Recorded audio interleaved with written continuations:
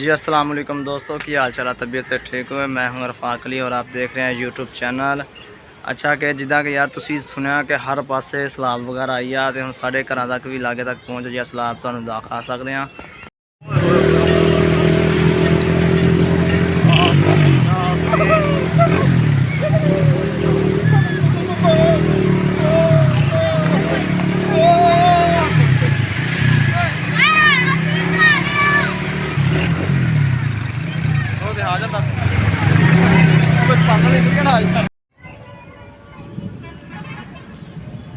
ये जी देख सकते हो तुसी ना, बदली हले तक लश्कदी पी आ, बादल बने हुए हजे भी उवें देख सकते हो तुसी। एक होर नुकसान हो गया वा, एक होर साडा छपरा डिग गया है देख सकते हो तुसी। ते बादल वगैरह उवें ही बने हुए सारे देख सकते हो। ये देखो जी कितना कितना मीह खड़ा, कितना कितना पानी खड़ा है देख सकते हो तुसी। हले तक यानी कि ना वो कोई मौसम बनया हुआ वा। ये देखो जी एक और नुकसान होया वा, छपरा वगैरह डिग गया। हुण देखो जानवर भी ऐदा ही खड़े आ चिकड़ दे विच। पानी देखो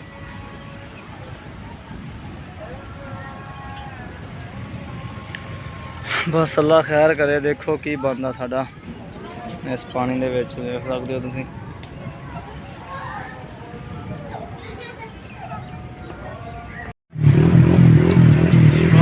की होया होया देखो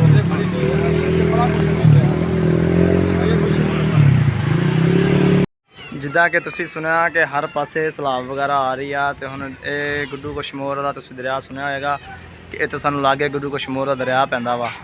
तो हुण ओहदा पानी आ गया वा, नज़दीक तक पहुँचाया तो घरां दे लागे तक पहुँचाया वा। तो हुण तुहानूं अल्लाह खैर करे उसदी वीडियो विखाने आ।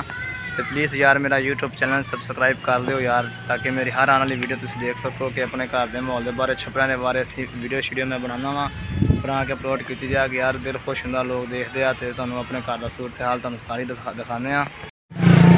देख सकते हो तुम सादियाबाद भी सैलाब पहुँच गया आ गया।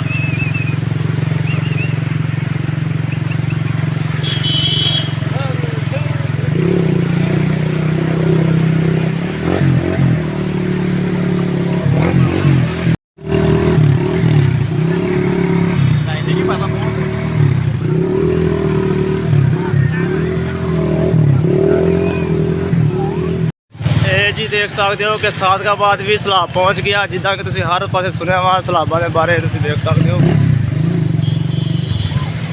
ये देख सकते हो सादियाबाद भी सैलाब पहुँच गया है। तो अल्लाह खैर करे देखो की बनदा वा।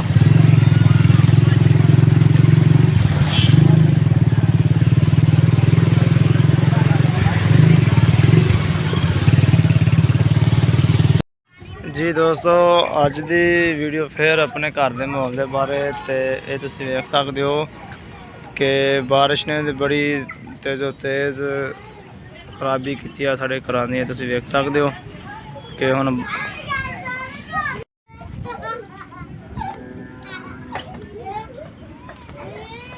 जी तुसी देख सकते हो सारा घर का नज़ारा साढ़े इस घर का।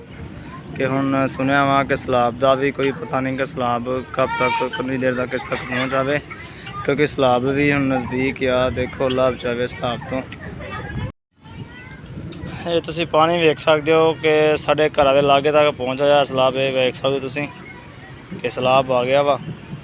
अल्लाह बचावे सैलाब तो वेख सकते तुसी पानी घरां तक लागे लग गया वा।